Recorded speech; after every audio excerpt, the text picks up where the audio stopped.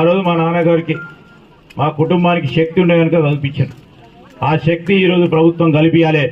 అదే విధమైన ప్రయత్నం నేను ప్రాతినిధ్యం వహిస్తున్న ప్రాంతంలో మన పిల్లలకు కూడా అందరూ కల్పించాలనే ఒక యోచనతో ముందుకెళ్ళాం. మోడల్ స్కూళ్ళు పెట్టినాం. ప్రభుత్వ పాఠశాలలకు సంబంధించి చాలామంది చాలా ఏదో మాట్లాడుతూ ఉంటారు, వారి గురించి తక్కువ అని నేను అనుకుంటాను.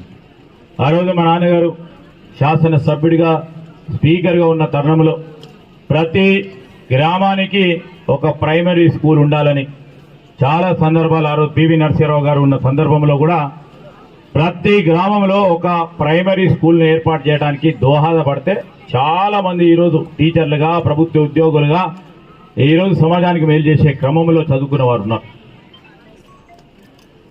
విద్య అనేది ఒక పునాది.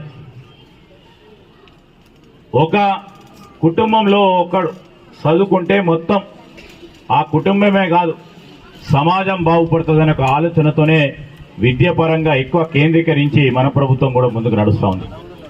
ఆ తరుణంలో నేను ఈరోజు ఇక్కడ ఉన్న డిఓ గారు, ఎంఈఓ గారు, ప్రభుత్వ పాఠశాలలకు సంబంధించిన మరి ఉపాధ్యాయ సోదరులు, సోదరిమణులు, మరి